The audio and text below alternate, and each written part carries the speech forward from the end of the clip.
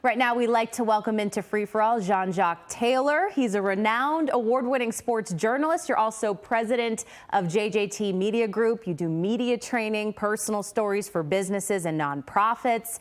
You just wrote a book, in fact, and we have it right here, called Coach Prime, Deion Sanders and the Making of Men. It's currently available for pre-order, and it's officially out. What's the date? October 10th. October 10th. So we got to get started. Obviously, Deion was in the house in Fort Worth yesterday, came away with a big win with Colorado. Right. How did this book come about? What is it about? Like, give the viewers a little snippet. Well, it's really, it's great timing on the book now, because why? Everybody wants to know, one, what's he doing that got Colorado flipped so quickly that they could not just compete with TCU, but beat them? And then what did he do at Jackson State? Well, this book tells you why Deion is Deion and why I believe he'll be able to replicate the success that he had at Jackson State at Colorado. And it's really because he's all about culture. Mm-hmm. My dad is one of the most disciplined men I've ever met, meaning he was about 22 years old. Doctor said, hey, you need to stop smoking or you're going to have some serious problems. Dad never had a cigarette the rest of his life. Wow. He's the kind of guy who would eat a half a gallon of ice cream and then go run 5 miles. So that's what I'm talking about in terms of discipline, okay? Yep. Deion is like that times 10.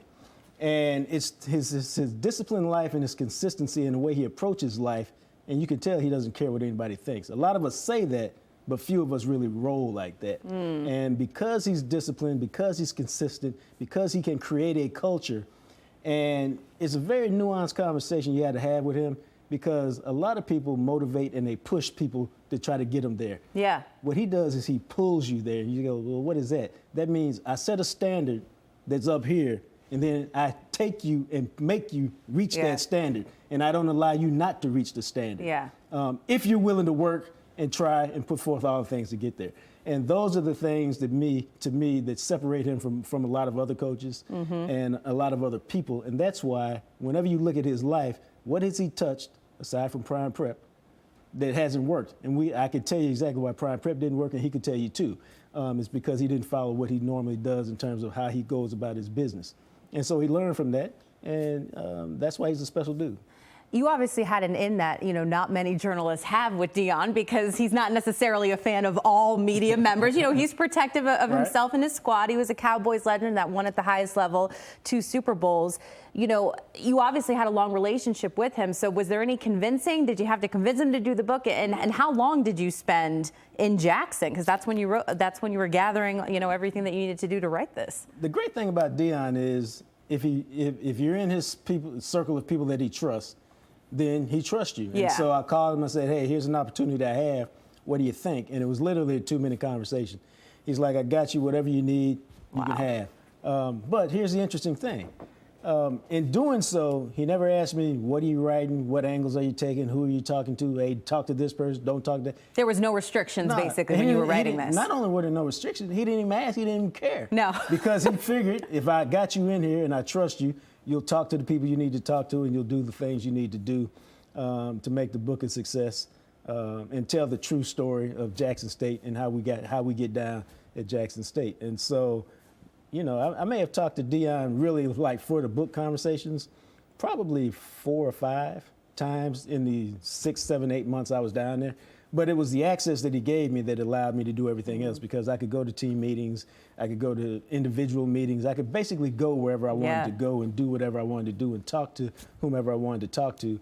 And let me tell you, not many coaches are giving you that type of access, no matter who you are. Especially now, when you look at social media and how everyone wants, and he does have his own platform and he uses it to the best of his ability, but it's certainly motivating. You were at the game yesterday, obviously a huge upset, him making his Power 5 coaching debut, upsetting Sonny Dykes and TCU. Are you a believer now? Because I know he threw out that question to the media. Are you a believer in Colorado? I think the thing about it is, and I tweeted this out yesterday, that I think I did in the middle of the 3rd quarter. At a certain point, it didn't matter whether they won the game or lost the game, because, and I was in Boulder last week, it's because Deion has believed from day one that he could flip this thing and make them very competitive year one. Even his coaching staff, they believed it, but they didn't believe it to the level that he believed it, okay? Now then you look at the players, and judging from the conversations I had with several different coaches last week, the players were like, well, we think we can, But we all know it's a difference between I think I can and I know I can. So true. Well, at a difference between I think I can and I know I can. So true. Well, at a certain point during that game yesterday, whether they won or whether they lost didn't matter. It's because you could see that they were now going to believe. And once you believe, especially with a guy like Deion, then all things are possible. Right. And so I don't know how many games they're going to win because they still gave up 500-something yards on defense and 42 points. But that offense is legit. And now because the players believe, then they will automatically, their level of play will rise because they believe. Confidence, yeah. That confidence because they've done it. And if you listen to his post-game talk to his team, it was all about, we coming. That's been their whole thing. We coming, we coming, we coming. And yesterday he told them, we here. And see, that's a big difference. And so, again, I don't know how many games they're going to win, but ain't nobody looking forward to playing them. No. And they're going to be a pain in the butt for a lot of opponents.